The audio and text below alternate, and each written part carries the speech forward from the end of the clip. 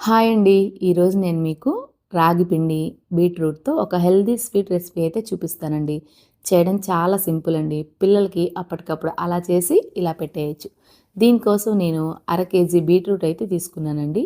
ఇప్పుడు ఈ బీట్రూట్‌ని చెక్కు తీసుకుందాం.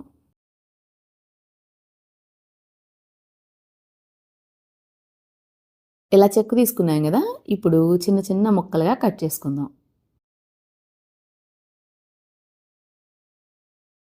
ఇలా కట్ చేసుకున్న ఈ ముక్కల్ని ఒక మిక్సీ జార్‌లోకి తీసుకొని, మెజరింగ్ కప్పుతో 1:30 కప్పుల నీళ్లు పోసుకొని, మెత్తగా గ్రైండ్ చేసుకుందాం. చాలా వీలైనంత మెత్తగా గ్రైండ్ చేసుకోవాలండి. అప్పుడే మనకి జ్యూస్ అనేది చక్కగా దిగుతుంది. ఇప్పుడు ఒక బౌల్ తీసుకొని, స్ట్రైనర్‌తో ఈ బీట్రూట్ జ్యూస్‌ని వడగట్టుకుందాం. కొద్దిగా మనం ఇలా ప్రెస్ చేశామంటే జ్యూస్ అనేది చక్కగా దిగుతుందండి.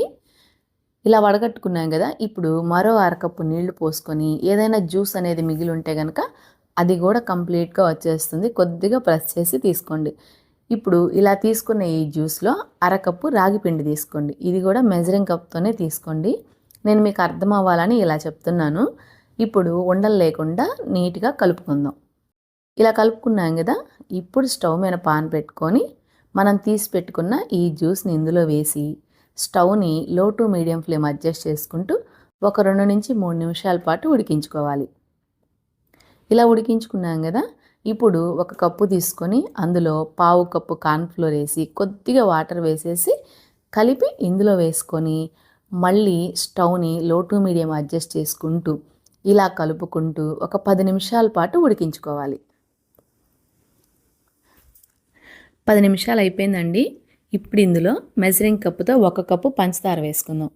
నాకిక్కడ బెల్లం లేదు కాబట్టి నేను పంచదార వేశానండి. మీ దగ్గర బెల్లం అవైలబుల్‌గా ఉంటే మీరు బెల్లమే వేసుకోండి. పిల్లల హెల్త్‌కి కూడా చాలా మంచిది. ఇప్పుడు మళ్ళీ లో టు మీడియం అడ్జస్ట్ చేసుకుంటూ మరో 5 నిమిషాలు ఉడికించుకుందాం. మనం ఈ రెసిపీ అంతా కూడా లో టు మీడియం అడ్జస్ట్ చేసుకుంటేనే మనకి ఈ స్వీట్ అనేది పర్ఫెక్ట్‌గా వస్తుందండి. 5 నిమిషాలు ఇలా ఉడికించుకున్నాం గదా! చూడండి.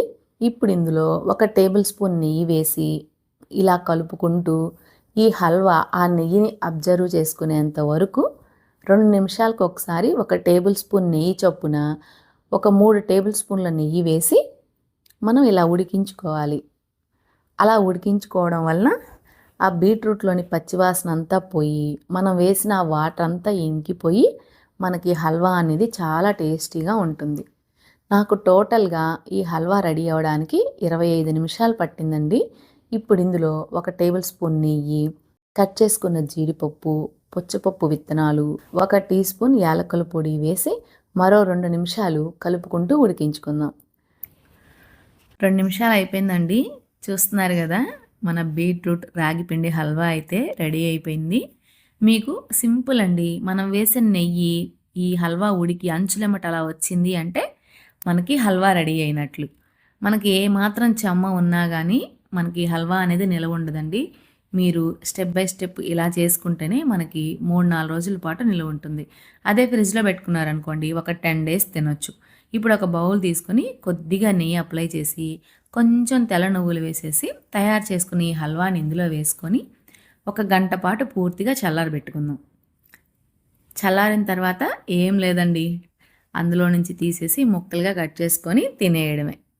చూసారు కదా! చాలా సింపుల్ కదా! మరి వీడియో నచ్చితే లైక్ చేసి, షేర్ చేసి మన ఛానల్‌ని సబ్స్క్రైబ్ చేసుకోండి. మళ్ళీ మరొక రెసిపీతో మళ్ళీ కలుద్దాం. Bye bye.